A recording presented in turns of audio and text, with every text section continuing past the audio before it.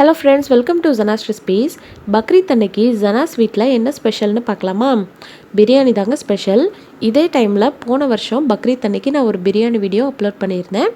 அதுக்கு நீங்கள் கொடுத்த ஆதரவுக்கு ரொம்ப ரொம்ப நன்றிங்க. அதில் நிறைய பேர் நிறைய சந்தேகங்கள் கேட்டிருக்கீங்க.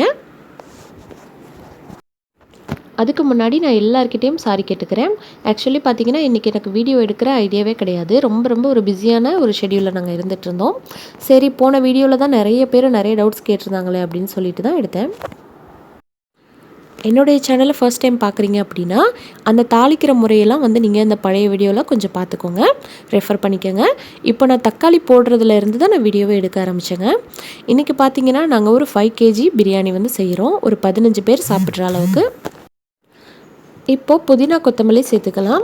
லாஸ்ட் டைம் அந்த வீடியோவில் நிறைய பேர் கமெண்ட்ஸ் கேட்டிருந்தீங்க இல்லையா, அதுக்கு நான் இப்போ கொஞ்சம் ரிப்ளை பண்ணிக்கிறேன். இப்போ சின்ன பிரியாணி 1 கிலோ அரிசிக்கு எவ்வளோ அளவுன்னு சொல்லுங்கக்கான்னு சொல்லி நிறைய பேர் கேட்டிருந்தாங்க. அதுக்கு பார்த்தீங்கன்னா 1 கிலோ அரிசிக்கு பார்த்தீங்கன்னா நீங்கள் 1/2 கிலோ சின்ன வெங்காயமாக, ஒரு நடுத்தரமாக வெங்காயமாக இருந்தால் 1/2 கிலோ, இல்லை பல்லாரி வெங்காயமாக இருந்தால் ஒரு 4.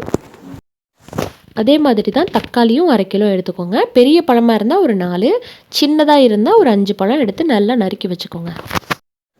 இப்போ பார்த்தீங்கன்னா இந்த வெங்காயம், தக்காளி, பச்சை மிளகா பார்த்தீங்கன்னா 1 கிலோவுக்கு ஒரு 3லேருந்து 4 பச்சை மிளகா போட்டுக்கோங்க.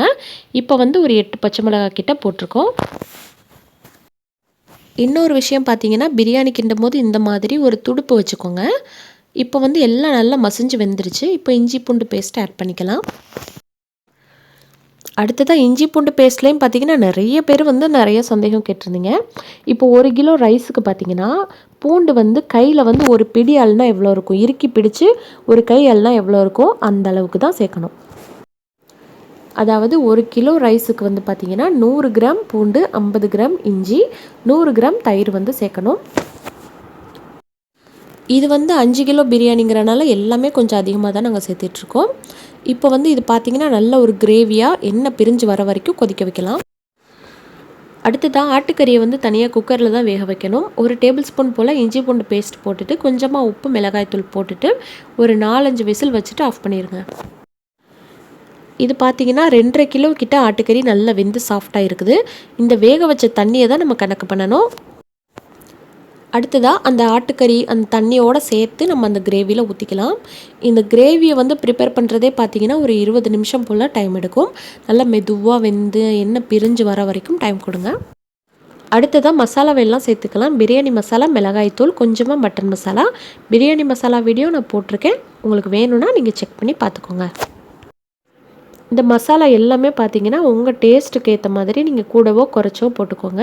மிளகாய்த்தூள் கூட வேணும்னா கூட போட்டுக்கோங்க, இல்லை குறைச்சி கூட போட்டுக்கலாம். ஏற்கனவே பச்சை மிளகா வேறு நம்ம சேர்த்துருக்கோம். இப்போது இதில் நம்ம இன்னும் உப்பு சேர்க்கலை, அதனால் இப்போ உப்பு சேர்த்துக்கலாம். உப்பு உங்கள் டேஸ்ட்டுக்கு ஏற்ற மாதிரி சேர்த்துக்கோங்க. அடுத்ததாக தண்ணி எவ்வளோ அளந்து ஊற்றணும் அப்படிங்கிறதுலையும் நிறைய பேருக்கு நிறைய டவுட்ஸ் இருக்குது இல்லையா? ஒன்றும் இல்லைங்க, நீங்கள் எவ்வளோ அரிசி வாங்குறீங்களோ, இப்போ 1 கிலோவோ 2 கிலோவோ எவ்வளோ அரிசி வாங்குறீங்களோ அதை கிலோவாக கணக்கு பண்ணாமல் அந்த அரிசியை நல்லா கழுவிட்டு ஒரு பாத்திரத்தில் போட்டுக்கோங்க.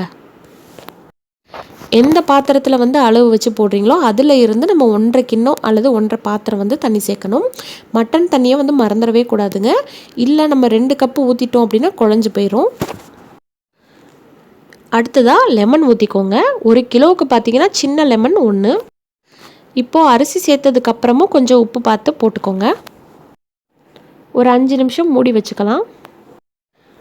5 நிமிஷத்துக்கு அப்புறம் மறுபடியும் ஓப்பன் பண்ணி பாருங்கள். அடுப்பை மிதமான சூட்டில் வச்சுக்கோங்க. ஒரு 2 நிமிஷத்துக்கு ஒரு வாட்டி அப்பப்போ கிண்டி விட்டுட்டே இருக்கணும். இப்போ பார்த்தீங்கன்னா அரிசி ஒரு 3/4 வேக்காடு வெந்துருச்சு. இந்த சமயத்தில் கொஞ்சமாக நெய் சேர்த்துக்கோங்க. இதுதான் ஃபைனல். ஒரு வாட்டி நல்லா அந்த அரிசி அந்த தண்ணி எல்லாத்தையும் சேர்த்து நல்லா மிக்ஸ் பண்ணி லெவல் பண்ணி விட்டுருங்க.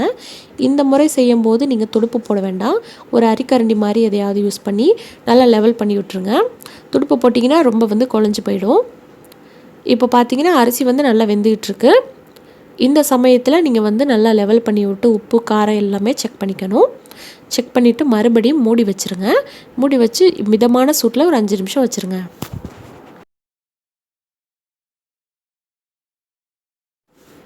மறுபடியும் ஒரு 3 நிமிஷம் கழித்து நாங்கள் ஓப்பன் பண்ணி பார்க்குறோம் எந்த ஸ்டேஜில் இருக்குது அப்படின்னு சொல்லிட்டு. இருந்ததுக்கு பார்த்தீங்கன்னா இப்போ தண்ணி வந்து சுத்தமாக வத்திருச்சு இல்லையா? இப்போ நல்லா திருப்பியும் லெவல் பண்ணி நல்லா அமுக்கி விட்டுருங்க அந்த கரண்டியை வச்சு. அவ்வளோதாங்க. இப்போ சுடுதண்ணி பானையை தூக்கி வச்சு தம் போட்டுக்கலாம்.